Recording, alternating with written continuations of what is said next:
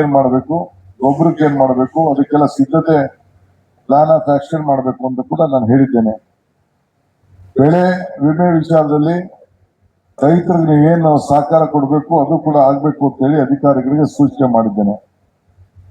ಈಗಾಗಲೇ ರಾಜ್ಯದಂತ ಏನು ಬರ ಬರ್ತಾ ಇದೆ, ದಾಖಲೆಗಳನ್ನ ಸರಿಯಾದ ರೀತಿಯಲ್ಲಿ ಸರ್ಕಾರಕ್ಕೆ ನೀಡಬೇಕು. ಅದನ್ನು ನಾವು ಸೆಂಟ್ರಲ್ ಗೌರ್ಮೆಂಟ್ಗೆ ಕೊಡಬೇಕು. ಅವರು ಟೀಮ್ ಬರ್ತಾರೆ. ಟೀಮ್ ಬಂದಾದ್ಮೇಲೆ ನಾವು ಎಲ್ಲೆಲ್ಲಿ ಬರ ಘೋಷಣೆ ಮಾಡಬೇಕು ಅಂತ ಕೂಡ ಅದನ್ನ ಸೈಂಟಿಫಿಕ್ ಆಗಿ ನಾವು ಮಾಡ್ಬೇಕಾಗ್ತದೆ. ನಮ್ಮ ರೆವಿನ್ಯೂ ಮಿನಿಸ್ಟ್ರು, RDPR ಮಿನಿಸ್ಟ್ರು ಅವರೆಲ್ಲ ಕೂತ್ಕೊಂಡು ಅವರೆಲ್ಲ ಸೇರಿ ತೀರ್ಮಾನ ಮಾಡ್ತಾರೆ.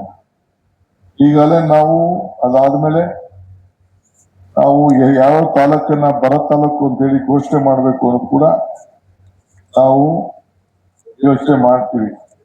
ದಾಖಲೆಗಳ ಪ್ರಕಾರ ಯಾವುದೋ ಒತ್ತಡದ ಮೇಲೆ ನಾನು ಘೋಷಣೆ ಮಾಡ್ಲಿಕ್ಕೆ ಆಗುದಿಲ್ಲ.